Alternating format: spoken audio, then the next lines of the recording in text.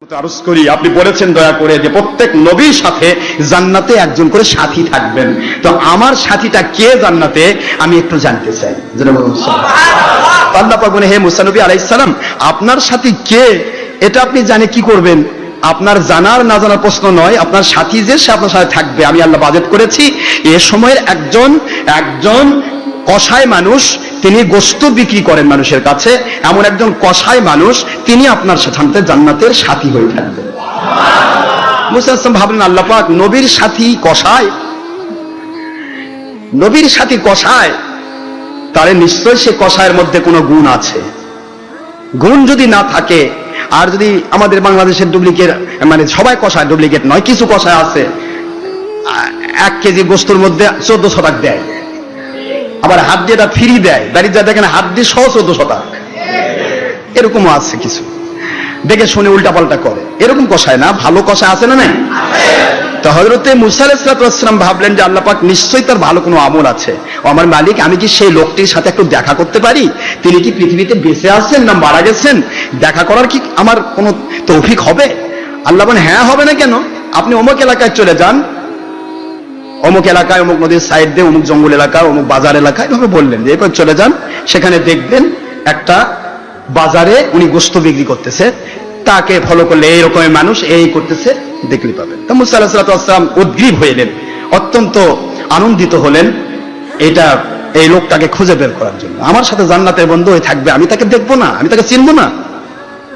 তো খুঁজতে খুঁজতে দেখলেন, হ্যাঁ, সে বাজার পেলেন, সুন্দর একটা বাজার, পুরা এরিয়ার মধ্যে বাজারের মধ্যে গোশত বিক্রি হচ্ছে। এর মধ্যে ওই লোকটাকে তিনি দেখলেন, লোকটা সেই সময়ের প্রাণী জবাই করে সেই প্রাণীটার ওই গুদ্দা, কলিজা এগুলিকে আলাদা করে রেখে দিলেন, এরপর গোশতগুলো বিক্রি করে দিলেন।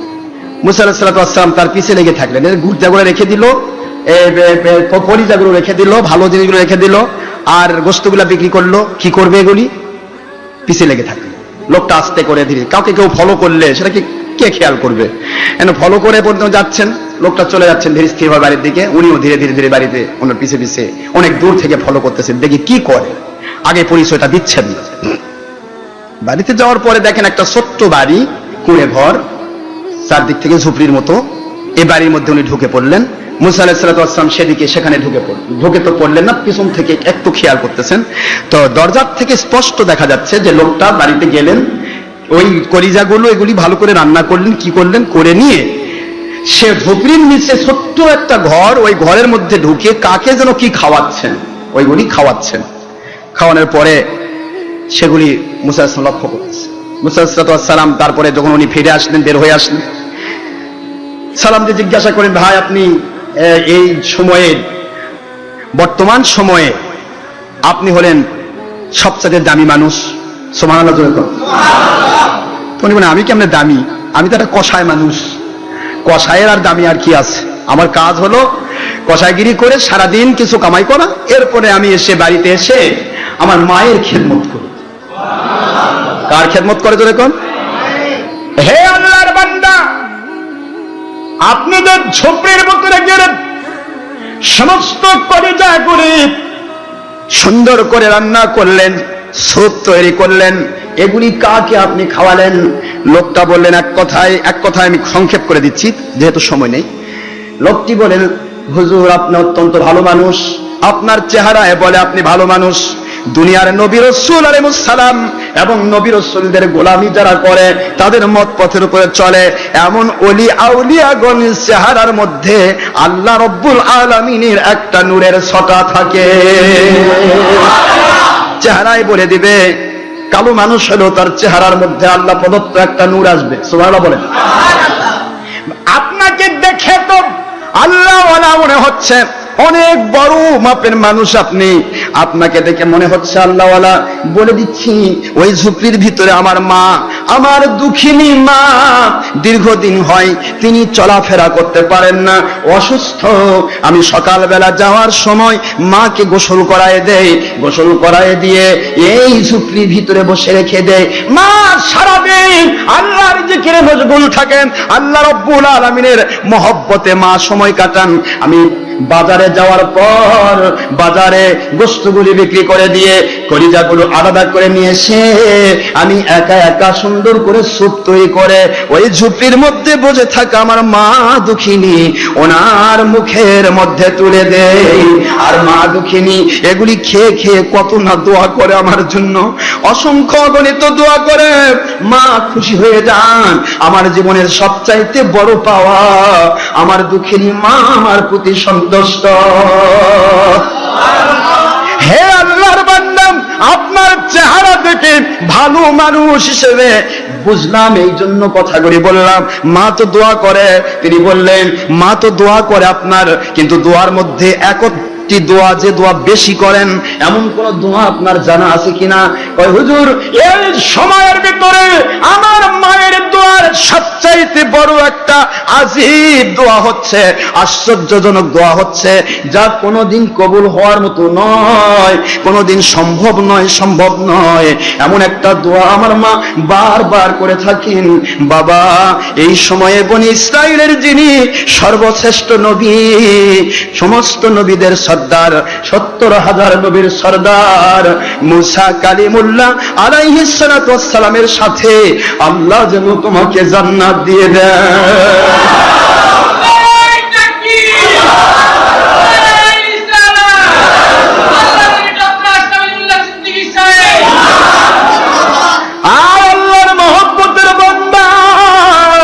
আমার মায়ের এই দোয়া কখনো কি কবুল হওয়া সম্ভব? আমি একটা খুদে একজন সাধারণ দরজার একজন কসাই মানুষ, তেমন কোনো ভালো আমল নাই, ভালো কোন রকমের কাজ নাই, কোন রকমের আল্লাহর ভালো কাজ আমি করতে পারি নাই। এরপরেও আমার আল্লাহ দয়া করে কি এই জমানার শ্রেষ্ঠ নবী, 70,000 নবীর সর্দার মুসা নবী আলাইহিস সালাম, ওনার সাথে কি জান্নাত হওয়া সম্ভব? এই দোয়া তো সম্ভব নয়। আমার মা দুঃখিনী বারবার আমাকে দোয়া করেন, বাবা আল্লাহ পাকের মহব্বতে তুমি যখন তোমার মাকে এত ভালোবাসা দিয়েছো, আমি ছোট দোয়া করব না, জান্নাত তো পাবে, কিন্তু আল্লাহর নবী মুসা কালিমুল্লাহর সাথে যেন আল্লাহ তোমাকে জান্নাত দান করেন। এই কথা বলার সাথে সাথে আল্লাহর নবী মুসা কালিমুল্লাহ আলাইহিস সালাতু ওয়াস সালাম বলেন, এ আল্লাহর নেক বান্দা, শুনে নাও, জেনে নাও, কলেমা পড়েছো কিন্তু নবীকে দেখতে পাও নাই। মরুভূমি এলাকায়, সাগর এলাকায় তুমি বাস করো, নবী পর্যন্ত যাওয়া তোমার সম্ভব হয় নাই, তোমার নবীকে তো তুমি দেখো নাই। তাকায় দেখো তোমার মা যেই নবীর জন্য তোমার জন্য দোয়া করেছে নবীর সাথে জান্নাতি হওয়ার, ওই নবী জলিল কদর নবী, 70,000 নবীর সরদার মুসা কালিমুল্লাহ আলাইহিস সালাম তোমার সামনে হাজির। আমার মনের মধ্যে আশা ছিল আমার জান্নাতের বন্ধুর সাথে আমি একটু দেখা করব। আমার মালিককে বললাম, খলিক মালিক রবকে বললাম, আমার আল্লাহ আমার জান্নাতি বন্ধুর সাথে আমি একটু দেখা করতে চাই। আমার মালিক বলে দিয়েছেন, রে কসাই শুনে নাও, আমার মালিক বলে দিয়েছেন তুমি সেই কসাই, যে কসাই তোমার মায়ের দোয়ার বদলতে জলিল কদর নবী, নবীদের সর্দার, 70,000 নবীর সর্দার বনি ইসরাইলের নবী মুসা কালিমুল্লাহর জান্নাতের সাথী তুমি, আল্লাহর দেওয়া ফরমান আমি তোমাকে জানায়া দিলাম। তাহলে মা বাবার দোয়া কবুল হয় কি হয় না? জোরে বলুন। তাহলে মা বাবার দোয়া যদি কবুল হয়, তাহলে নবীর দোয়া কবুল হবে না? নবীর দোয়া কবুল হলে নবীর ওয়ারিস ওয়ারাসাতুল আম্বিয়া, হক্কানি ওলিদের দোয়া কবুল হবে না? এই জন্য আমি আপনাদেরকে দেখাইছি, গত ইয়াতে দেখাইছি যে মায়ের সাথে দুর্ব্যবহার করার কারণে একজন ব্যক্তি তিনি জাহান্নামী হয়ে গেলেন, কিন্তু জাহান্নামী হওয়ার পরেও বাইজেদ বুস্তামি রহমতুল্লাহ আলাইহির দোয়ার কারণে ওই ব্যক্তিটা জান্নাতি হয়ে গেলেন। কিন্তু জান্নাতি হয়েও কি হবে?